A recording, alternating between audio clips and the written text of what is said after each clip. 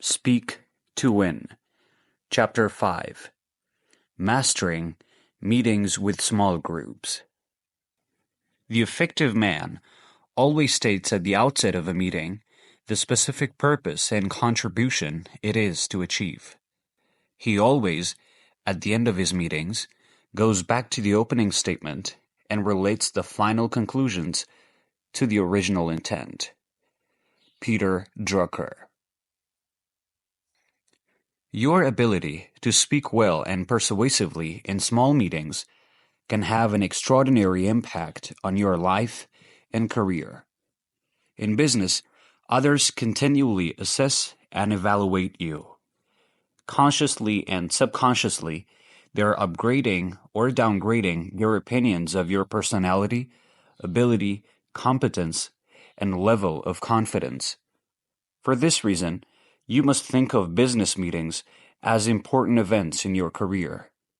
You cannot allow a meeting with 2 or more people to unfold by chance, especially when fully 50% of management time is spent in meetings of some kind, and most people feel that 50% of this time is wasted because of poor planning and organization. Peter Drucker once wrote, "The meeting is an essential tool of the executive."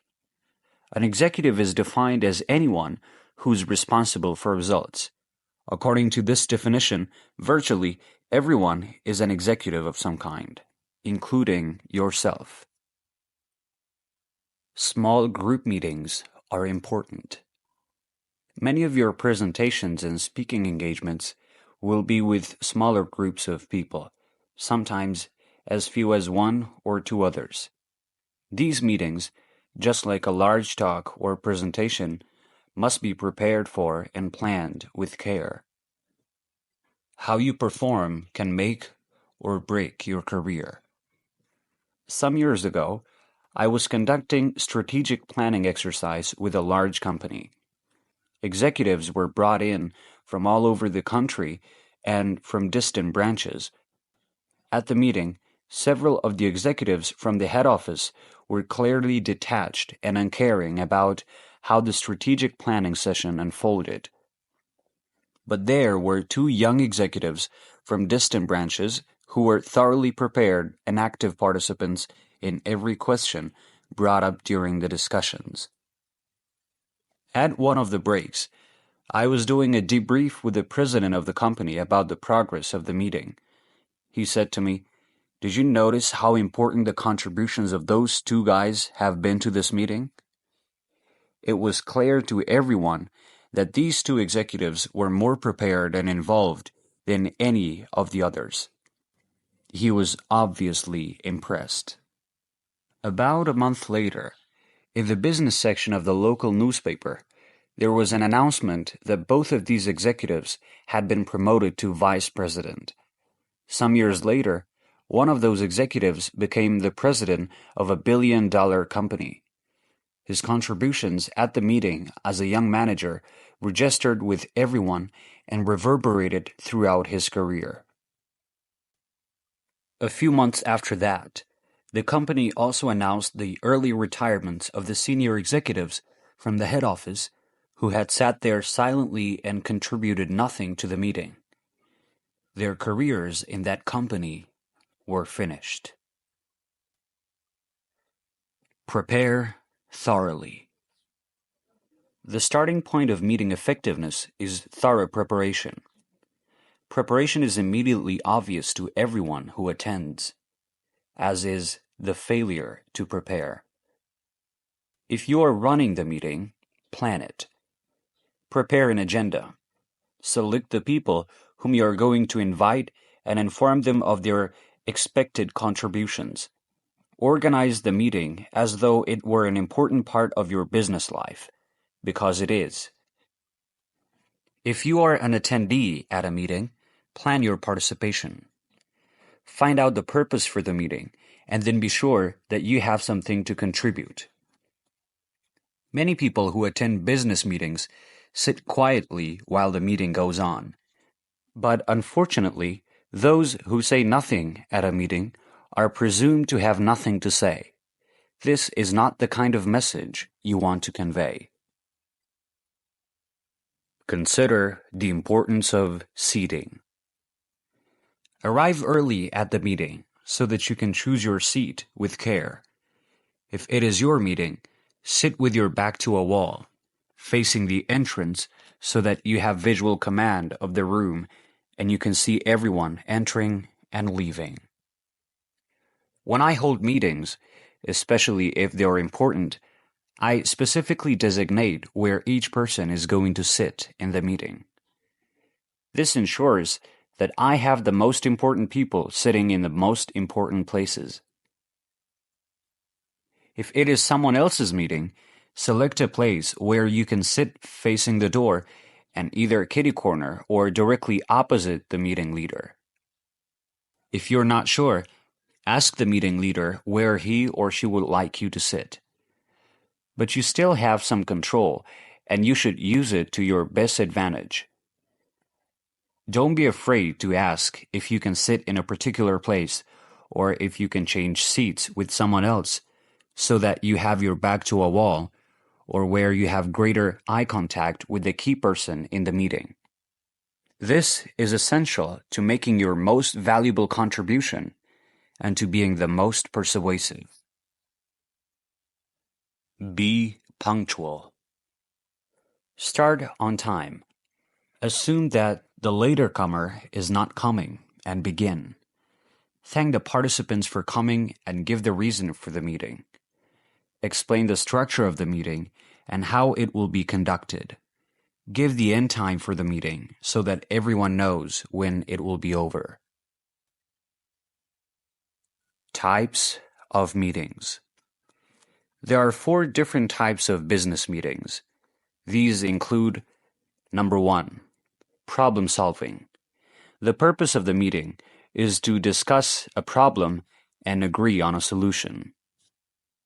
2, information sharing.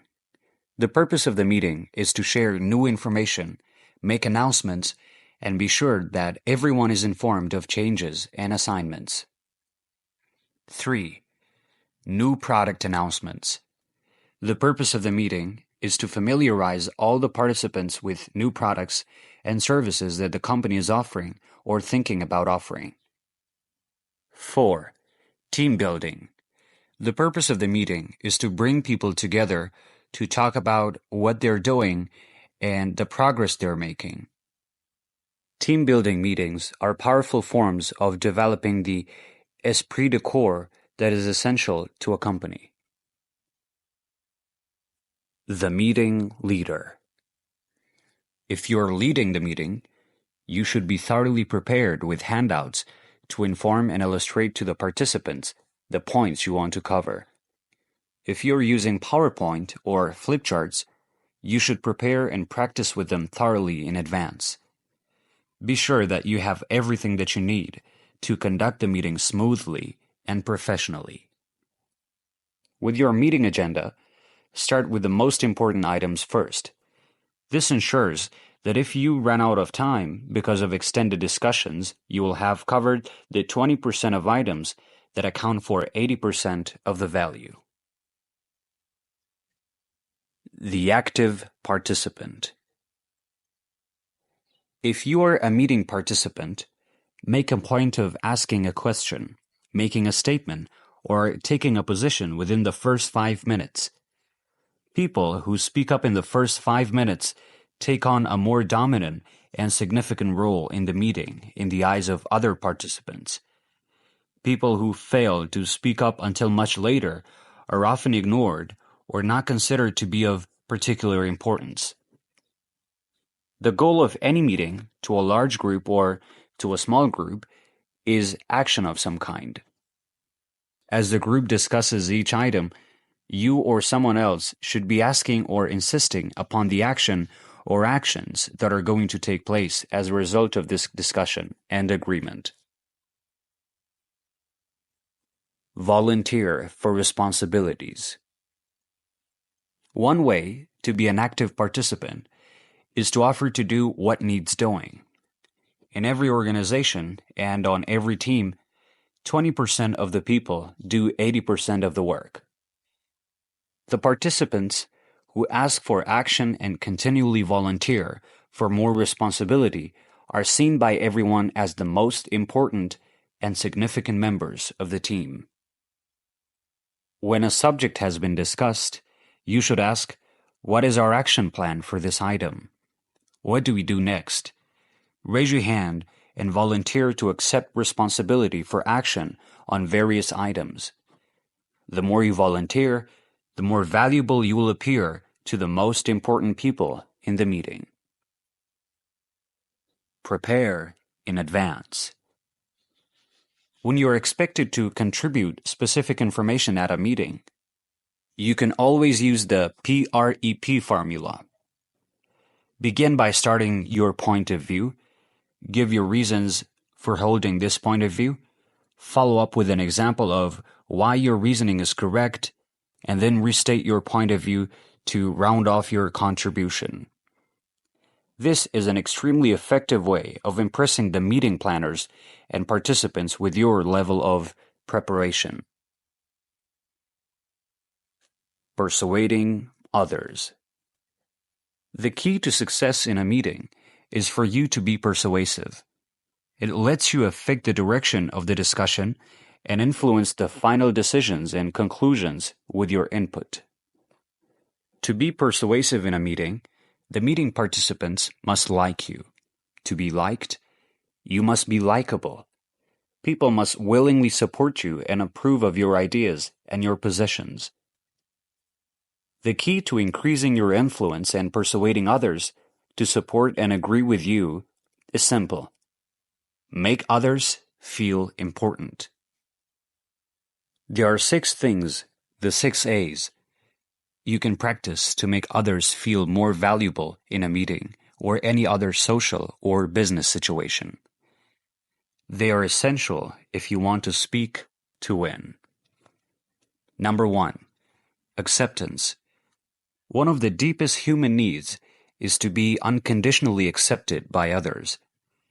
You express your acceptance of others by looking directly at them and smiling, both when they come in and when they say something or contribute to the meeting. This makes the individual feel valuable and important. It raises his or her self-esteem and improves his or her self-image. It also causes the person, at a subconscious level, to want to support you in the things you suggest or say. 2. Appreciation. Anytime that you express appreciation to other people for anything that they have done or said, you raise their self-esteem and increase your likability in their eyes.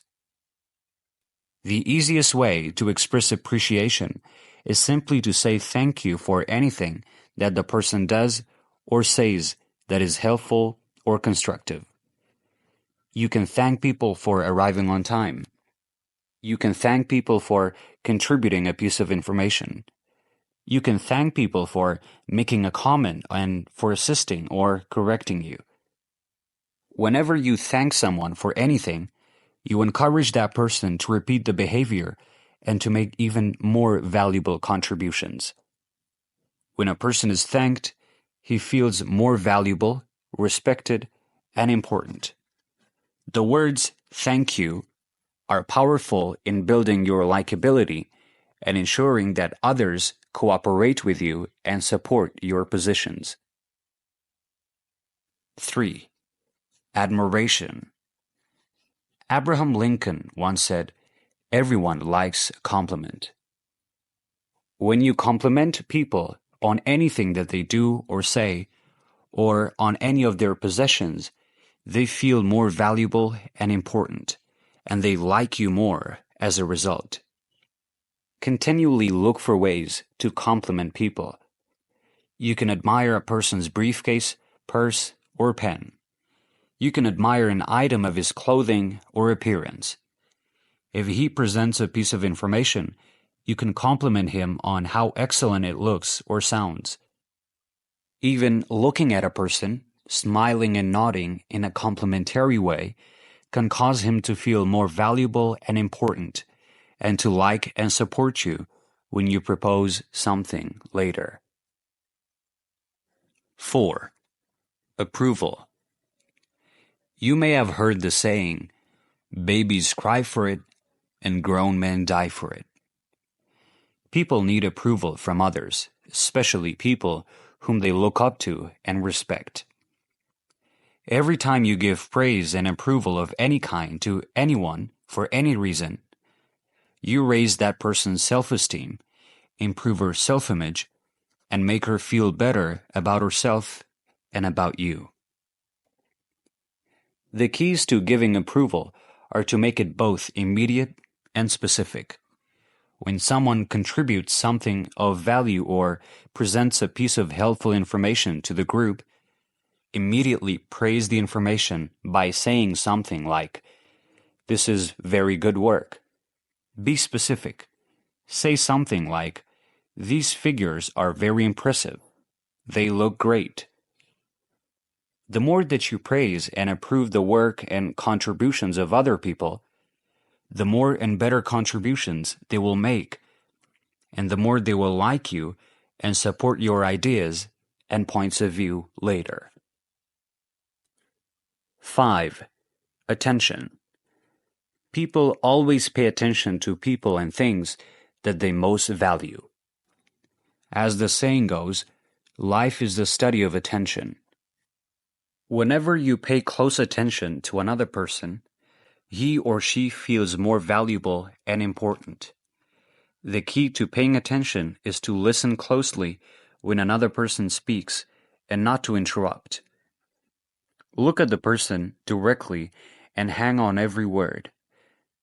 Nod, smile, and agree as if what the person is saying is extraordinarily important and insightful.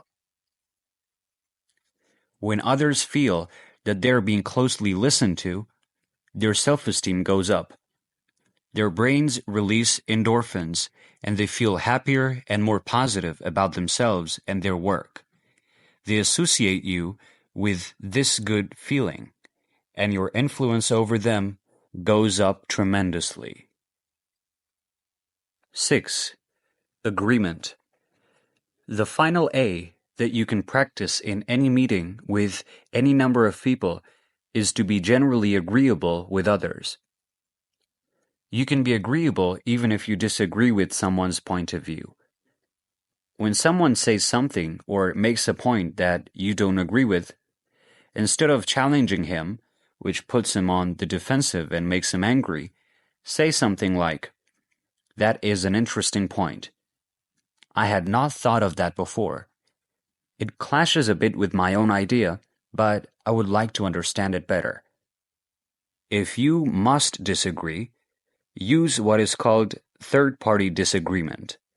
Instead of saying, "I disagree with you," you can say, "That is an interesting point. How would you answer the question that another person might ask if he or she were to challenge this point by saying such and such a thing?" In other words, put your disagreement into the mouth of a non-existent third party. Ask the person to defend his point of view to a person who is not present. This takes the pressure off of the individual, and it enables him to defend his point of view without having to feel defensive or under attack by anyone in that particular meeting. Avoid criticism or negativity. If you are leading a meeting, you have tremendous power. Everyone looks up to and defers to you as the leader. Everything you say is magnified and multiplied, either in a positive or negative way. When other people are contributing to the meeting, you should nod, smile, and support them. When someone is in a meeting with others, he is on the stage when he speaks. Any comment from anyone in the room, especially from a person senior to him, puts him under a spotlight. It can either make him feel valuable and important, or make him feel vulnerable and defensive. Be careful about what you say. Even a small criticism, a raise of the eyebrow, or a disgruntled look directly at a meeting participant is observed by everyone, and it makes the meeting participant feel diminished and insecure. You must use your position as the meeting leader with tremendous care, maintaining the self-esteem and self-respect of each meeting participant, irrespective of how you might feel about his or her ideas and comments. If you are not happy about something another person does or says, remain calm and positive in front of others and take the situation offline. Arrange to meet with the person privately. The rule is to praise in public, appraise in private. Avoid barriers to communication. When you sit opposite a person, across a table or desk, for example, the furniture can act as a physical and psychological barrier to communication. It subconsciously suggests that you are on opposite ideas and that your points of view are antagonistic. To resolve this dilemma, one of the best things you can do is to ask to sit kitty corner to the key person. When you sit next to a person rather than opposite him, unseen psychological barriers seem to drop and you communicate with greater warmth and friendliness. Don't be afraid to make it clear that you would prefer not to sit opposite the person, but would prefer to sit next to him or her, where you can have direct eye contact. In all my years, I have never had the person opposite me resist or refuse this request. In most cases, he had not thought of it himself and was happy that I brought it up. Summary. The mark of the professional in every field is preparation. The more thoroughly you prepare for a meeting of any kind, even with just one other person, the more effective you will appear and the better results you will get. The power is always on the side of the person who has prepared the most thoroughly. The individual who comes into a meeting unprepared has diminished power and sometimes no power at all. Your job is to speak to win on every occasion. Your goal is to be seen as an important player in every conversation. Your aim is to persuade others to your point of view and to make an impact on your world. You do this by thoroughly preparing for every meeting that you hold or that you participate in, and you do it by using techniques that make others feel important.